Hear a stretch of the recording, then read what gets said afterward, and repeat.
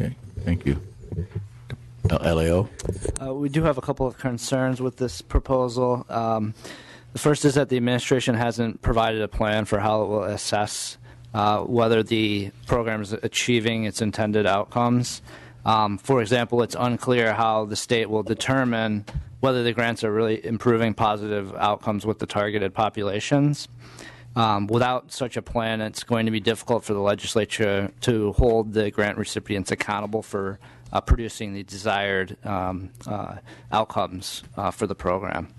And our second concern is really kind of similar to the concern we raised regarding the previous grant that was discussed, and just that local policing is primarily a local responsibility, and it's really unclear what the state's role is in providing additional funding for this program. Thank you. Are there any questions from committee members? Just yes. a question. You refer to that it's a local issue and that there is no definition of what the state's role should be.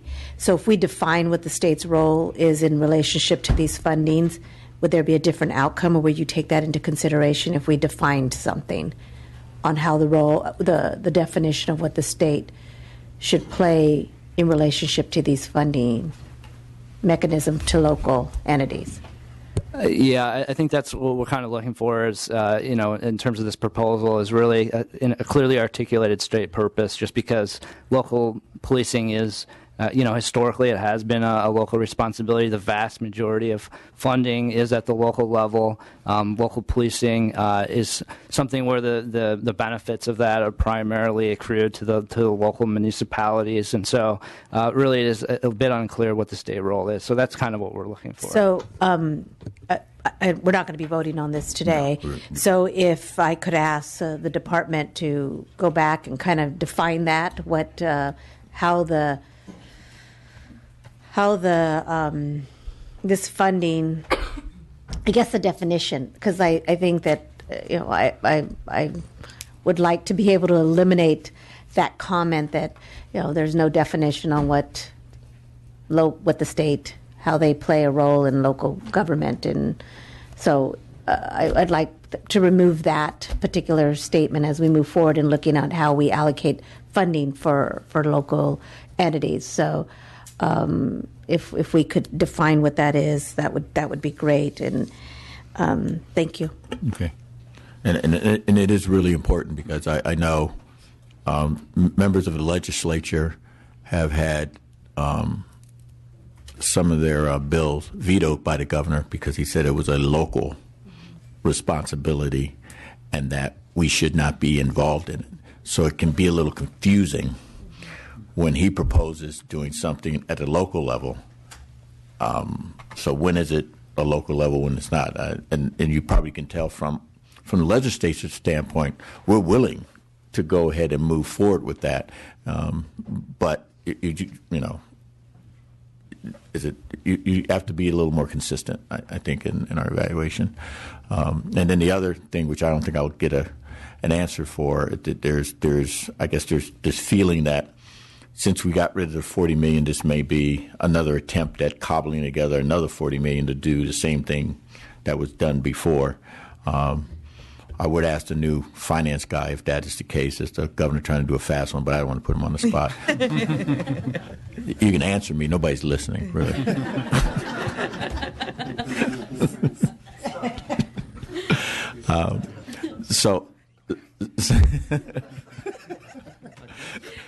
So with that, we will we'll hold this item over, and I think it's real important. Oh, public comment. Same thing. Name,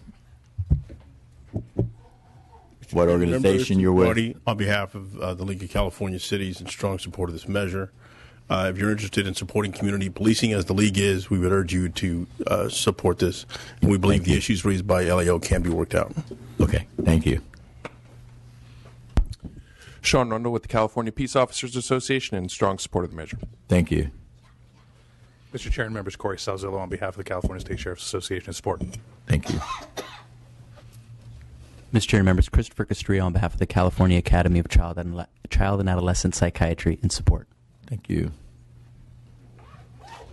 Mr. Chair, members, Roxanne Miller representing the Mayor, City Council, City of San Jose in strong support of this measure, and we are a community like so many across the state that recognize the needs to deal with homelessness and the first housing first model and the success the state can realize. Thank you. All right, and thank everyone for your testimony today. Now we're down to our last two. 2015-16 Human Trafficking Grant Program Update.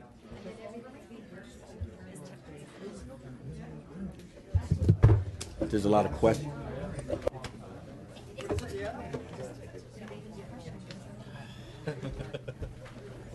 see you. Good to see you.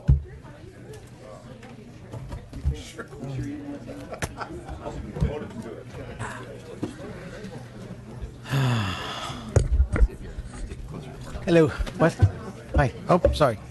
Okay, issue number one of the last two, 2015-16 Human Trafficking Grant Program Update.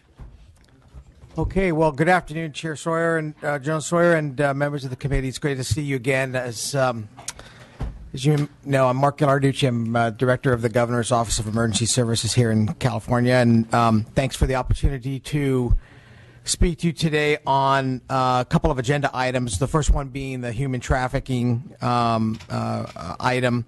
I also have with me Gina Bakir-Harrington. She's my assistant director overseeing our grants management and victim services programs at Cal OES, and she'll help me answer specific questions the committee may have with regards to State Human Trafficking Victims Assistance Grant Program.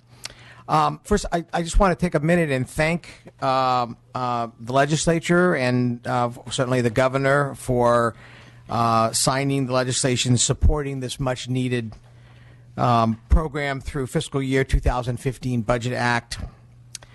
We received considerable positive responses from service providers as something that was very, very critical that needed to be implemented as human trafficking cases clearly are increasing and becoming quite a problem throughout the state.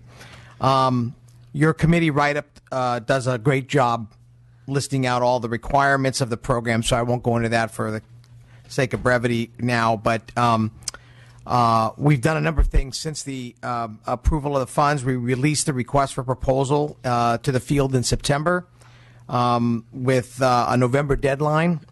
And after the submitted proposals were rated and scored, 11 out of 24 applicants were selected and notified of their pending award, which is around January 27th.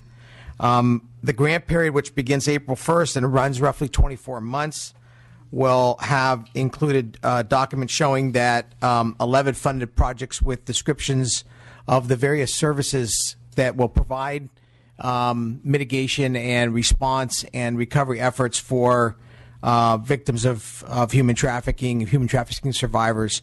So we're well underway and quite excited about this program and happy to answer any particular questions on human trafficking. Thank you. You're welcome. Holly Austin Gibbs. I was going to say I was going to go first, and then Holly was going to go next. Okay. Is that okay? Whatever order you want.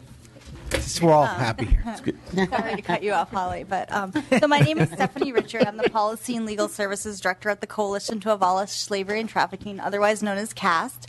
I've been at CAST for 10 years, and I'm here today to speak about the urgent needs to provide ongoing, continuing funding for specialized services for all victims of human trafficking, sex and labor, U.S. citizens, and foreign nationals. I'd like to start by asking the question, how do you waitlist a victim in crisis? And this is a victim who's coming out of slavery. During my 10 years at CAST, this is what we struggled to address daily. At our peak last year, we had 96 such victims waiting for these specialized services. To make sure you understand how difficult this is, I'm going to share Amanda's story.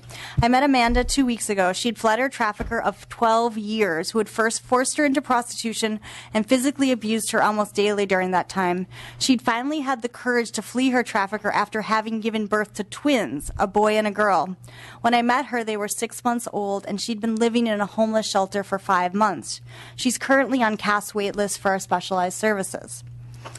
The $15 million we are requesting will help us take those steps we need to ensure that survivors like Amanda are not waitlisted for services, and that there's a network of service providers across the state that are available, so that if there's safety concerns for like a survivor like Amanda in Los Angeles, I have somewhere else to recommend her for services. These needs are urgent. We still hear from law enforcement partners that they have to arrest adult and child victims of trafficking because there are no services for them. And what we know is this is costly. It's costly for California. It costs us $250,000 to incarcerate a child for 1 year in California.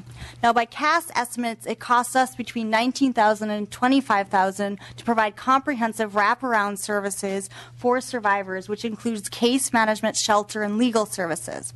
And limited research also shows that every dollar invested in these early services that are specialized for victims of commercial exploitation saved the state $34 in the long run. So the support for specialized funding for human trafficking survivors has broad-based support. In fact, I have to say that the Police Chiefs Association told me that they hadn't supported another funding request except for their own in 3 years, but they are supporting this request, and we're really proud to stand with our law enforcement partners on this. I also want to highlight that this request doesn't just provide ongoing comprehensive services. So you'll notice that our request is higher than our request last year. And that's because we want California to spend our money on new services for trafficking survivors smartly. And so this money has also a request to ensure that we can train our first responders to earlier identify victims and even prevent human trafficking, because we'd love to be out of business. It also ensures that we can provide comprehensive technical assistance to the newly funded Trafficking Survivor Network and those other service providers out there who might be serving a limited number of trafficking survivors for the first time. And also there's money designed to evaluate these new programs. We know that the field of anti-trafficking service provision is new and emerging, and we want to make sure that we are learning from the money we're spending in California to provide the very best services across the state. And finally, and this is the one I'm most excited about, there's additional money designated to understand what modern slavery looks like in California. So we have never understood what slavery looks like in our own backyard, and this is a study that would give us a prevalence of who the men, women, children, U.S. citizens, and foreign nationals, sex and labor trafficking victims are, the numbers in our own communities, and hopefully in our districts, so that you guys can understand who, the people who are in your districts that are enslaved. Now, it's only through this comprehensive approach that we can really begin understanding this issue. And I just want to highlight that by my count, there's 28 bills in the legislature pending that specifically name human trafficking. And so I know this is an important issue to the legislature, but also to people in your districts. But until we attach real funding to support services for victims and to better understand this issue, all that creative energy and innovations are not going to be enough. And for this reason, I really strongly urge you to support this request. And I'm going to turn it over to Holly, someone who I really deeply respect, and I'm proud to sit beside, who's now the Patient Care Service Program Director for Dignity Health. Thanks, Stephanie. Good afternoon. My name is Holly Austin Gibbs. I'm grateful for the opportunity to provide testimony before the committee on behalf of Dignity Health. Committed to our healing mission, Dignity Health is the largest private nonprofit healthcare system in California. With 32 hospitals throughout the state, Dignity Health is also the largest Medi-Cal provider. Human trafficking is not only a social justice issue, but also a public health issue, and Dignity Health is invested in efforts to protect victims and prevent victimization. As Director for Patient Care Services, I oversee a program that provides education to our employees, training them to identify and effectively respond to victims of human trafficking who enter our hospitals and other healthcare systems. The success of this program is critically dependent on the quality of training provided to first responders and the availability of victim-centered, trauma-informed service providers in the community. Testifying before you today is meaningful to me both professionally and personally. I'm proud to be able to work for an organization that stewards and dedicates its resources, including community benefit and grant dollars, to help trafficked victims. With that said, we know that the need is great and our efforts alone are not enough. As once a victim of human trafficking, I have personally experienced what lack of services in the community can do to impede recovery. Victims need compassion and a fighting chance to get the help they need and deserve. In 1992, at age 14, I was a shy, insecure, and angry teenager. I was also very depressed and in need of real help and guidance. I grew up in rural South Jersey. Like most teenagers, my friends and I often hung out at the local mall. It was at this mall that a man picked me out of the crowd and asked for my phone number. He said things to make me feel special. He had manipulative intents to use me for his own personal gains. He convinced me to run away from home with him. I was forced into prostitution in Atlantic City. For $200, I was sold to the first man, a man who told me that I reminded him of his granddaughter. The following night, I was arrested for prostitution by an officer who treated me like a criminal. I felt stupid, ashamed, and stigmatized. Days later, feeling alone, I attempted suicide. I was treated in an emergency department, hospitalized in a psychiatric facility, and I was passed through group homes and other family members' homes. In the end, I was placed in a program for the youth who struggled with drug and alcohol addiction because there was no other place to put me. Nobody knew what to do with me, and I felt like I didn't belong. In fact, I wanted to return to the people who trafficked me because I thought prostitution was the only life in which I now belonged. There were 3 police districts involved in my case and 3 adult perpetrators, all of whom were ultimately arrested. The main trafficker, a pimp, was convicted and sentenced for promoting prostitution, endangering the welfare of a child, and sexual assault of a child. Without appropriate services or counseling specific to sex trafficking, it took years to overcome not only what happened to me in Atlantic City, but also in the way I was treated after Atlantic City by family members, friends, and professionals. As a society, we must do all that we can to help restore dignity to lives who have been harmed and are seeking a chance at safety and recovery. That's why I'm here today. As a survivor and as a healthcare professional, I urge you to include in a final budget package this $15 million proposal that will make available specialized services for victims and training to first responders. Thank you for the opportunity to share my story, and thank you for carefully considering Dignity Health's request to prioritize much-needed funding to not only combat human trafficking in our state, but also to give victims the opportunity to heal and find their voices as I have. Thank you, Ms. Gibbs and Ms. Richard. The Department of Finance. Emma Jungworth, Department of Finance. We have no additional comments at this time. Okay, the LAO's office. Thank you, Mr. Chair. Brian Brown with the LAO. We don't have any specific comments on this, but certainly we're available to help the committee as you move forward on this issue. Okay. Is there any public comment?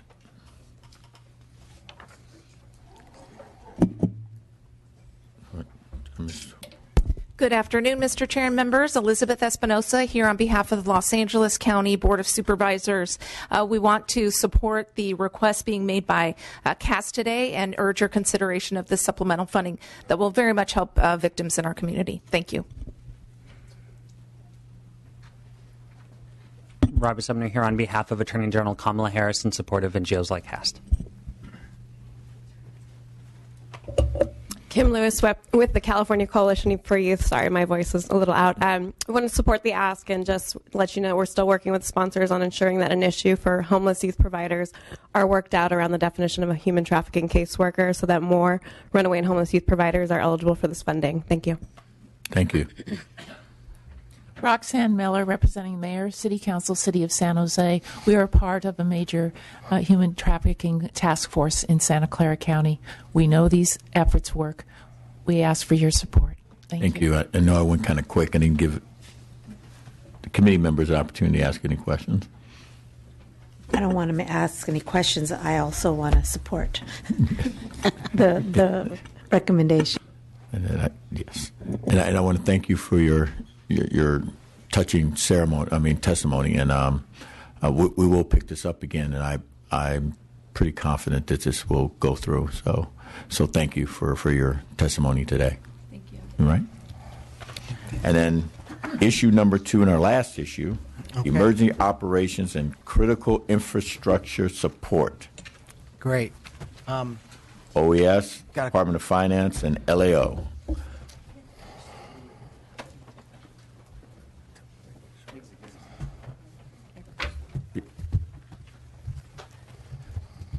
Thank you for your patience waiting, and you don't have to make it. Oh, we got pictures? Okay. Couple. Visually. Oh. I'll bring up one of them. That's good. All right. Well, let's just talk about a little bit on emergency operations and critical infrastructure support. Again, Mark Ghilarducci, Director OES, and to my right is Nancy Ward, Chief Deputy Director, Chief Kim Zagara, State Fire and Rescue Chief at OES, and there's some other staff members here that could help out as necessary. As you know, OES is the state emergency management and homeland security agency for California. And emergency operations and critical infrastructure support is really a critical component of what we do to ensure for the public safety of California, in not only for public safety itself of the individuals and citizens of California, but also in support of our local governments and support of our state family.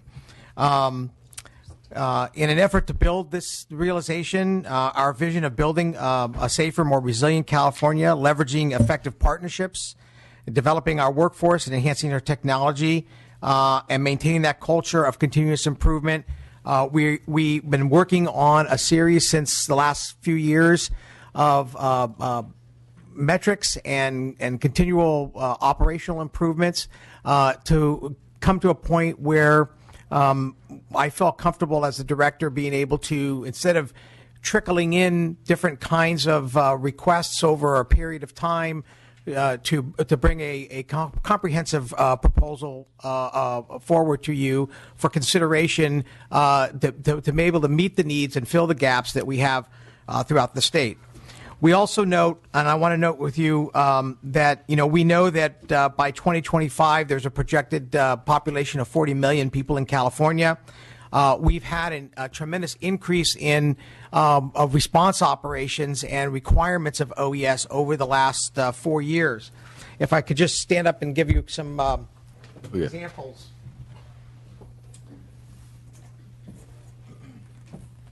Between 2013 and 2015, this is just a graphic that demonstrates just the number of fire activities we've seen throughout California.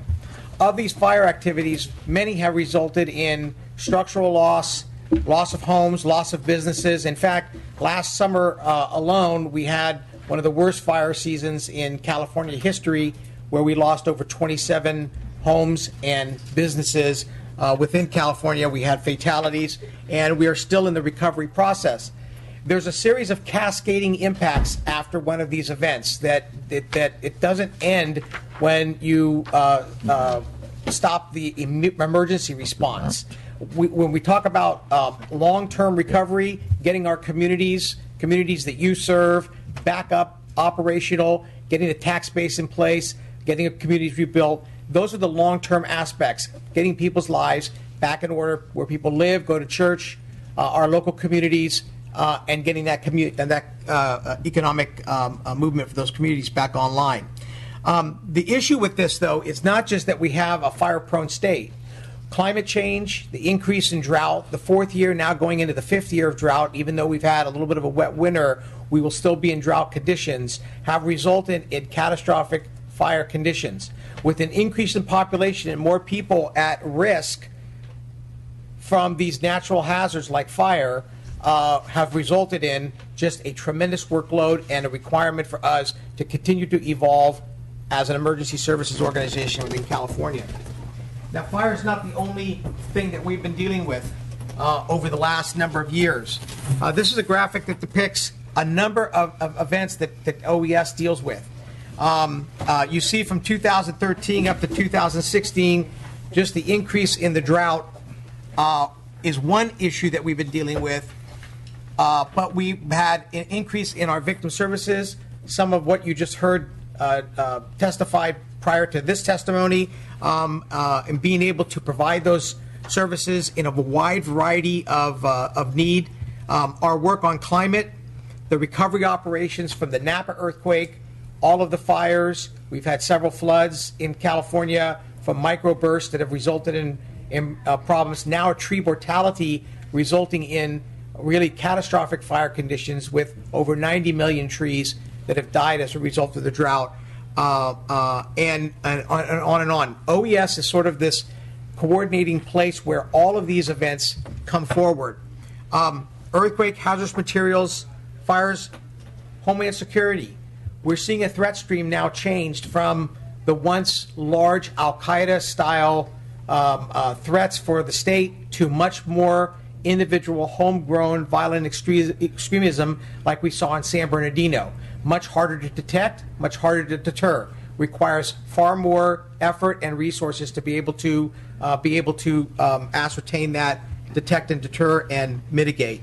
As I mentioned, tree mortality, and then cybersecurity, a new threat to California that has required us to really focus and reprogram resources to be able to meet the need. In addition, program areas. Last year, you approved hazardous materials by rail operations to be able to build a capacity for dealing with that particular threat. We are starting to see the increase, as expected, in the amount of trains that are moving through the state. You may have seen that in recent news reports, but we are seeing increase of not just Bakken crude, but an increase in other kinds of hazardous materials that threaten our communities. Earthquake early warning, a program that we've been working on since SB 135 was passed to implement an earthquake early warning program throughout California to give our citizens, our industries, our health facilities seconds to a minute of warning that an earthquake is coming. Very complicated because it involves all 18 sectors, critical infrastructure sectors, to be able to respond to effectively. 911 is another one of our responsibilities. We oversee all of the 911 system in California, which includes over 451 primary answering points, and we are in the process of moving to next generation 911 to be able to do texting to 911 and video to 911. This is a heavy lift because there's a lot of governance involved with this, and there's an effort that we're working on to try to streamline and make that program more efficient.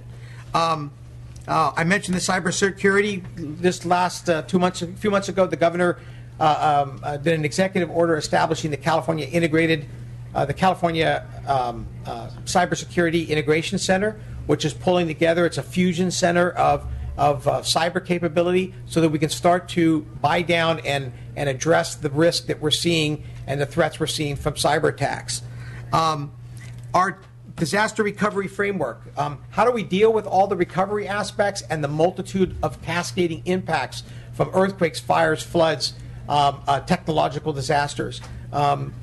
This is a big requirement to pull not just state but local, public, private entities together to establish a capability, non-governmental, philanthropic, for rebuilding our communities rapidly. And let me tell you that in this last few years, many of the metrics that we've put in place and the effort we've started with, I think you'll have seen that the response to the Napa quake and the fires this past year have been done not only well, but in record time, where we're actually moving debris clearance operations. We're actually helping communities get back up online, and we're getting people back into their homes or homes rebuilt in record time. These are all important for our state's economy and our ability, the folks to get back on with their lives. And then